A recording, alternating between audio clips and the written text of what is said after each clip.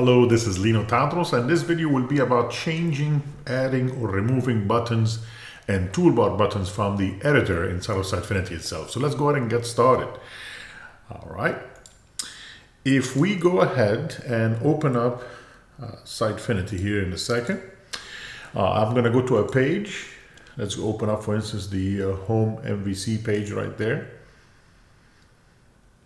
And inside of this page, we'll drop a content block. When you edit this content block, you'd end up with the Monaco editor inside of Sitefinity. And you'll notice all the way at the top, there are a lot of different things that you have out of the box.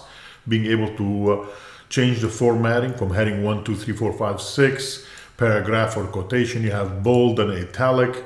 You have numbered and numbered list. You have a lot of different things, including, of course, in creating links and unlinking them, manage photos and images inside of your editor, docs, even including an iframe for videos coming in from YouTube or Amazon S3 and stuff like that.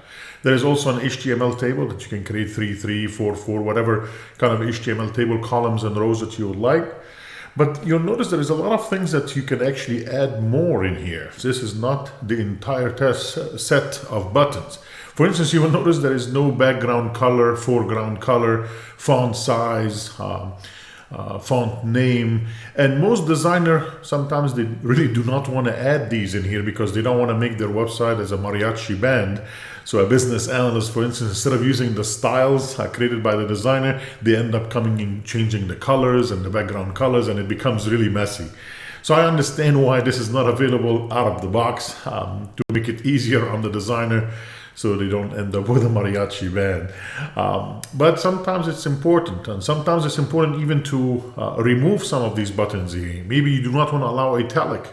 So where would you do something like this inside of Sitefinity? Well, the good news is in 14.3 and above, you can do it really easily in the back end and in the settings. Before that, we had to create a file called config.json under the admin app folder, and you'll have to copy and paste some JSON file inside of there, but you don't have to worry about that anymore. So let me show you where would we do that. I'm going to go ahead and publish this really quickly so I can get back to it once we make the change.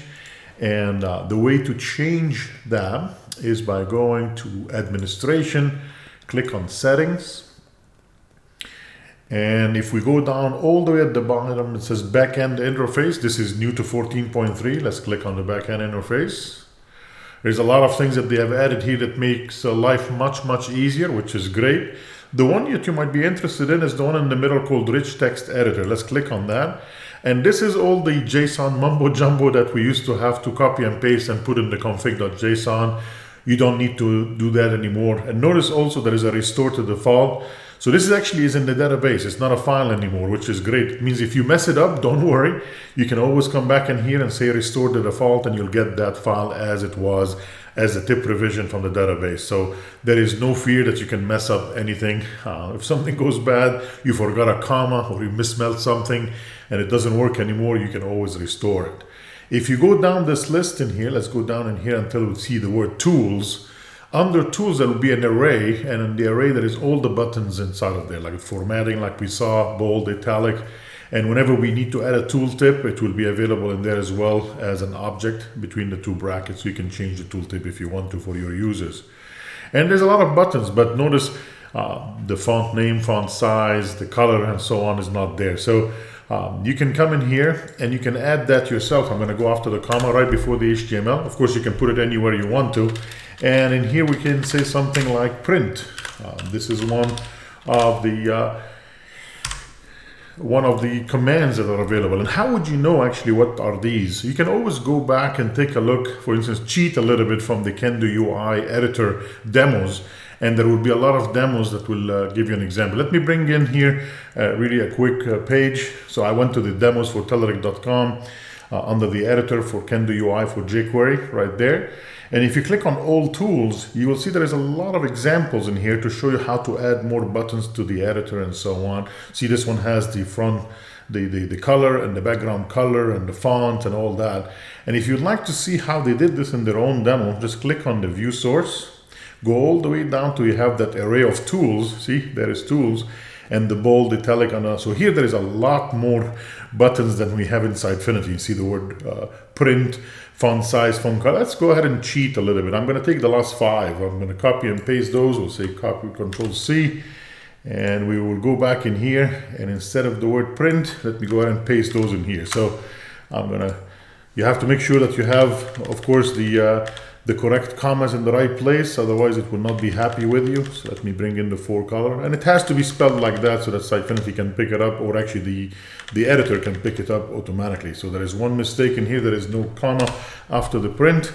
All right, I think we're in good shape. Let's go ahead and say save the changes. And now this is being saved. And if I go backwards a little bit, and let's see if it's available. Sometimes I have to restart Sitefinity so I can load all the stuff. We'll see if the caching in Chrome will cooperate with us. Otherwise, I'll have to restart Sitefinity for it to take precedence. All right, let's go back to the Home MVC page.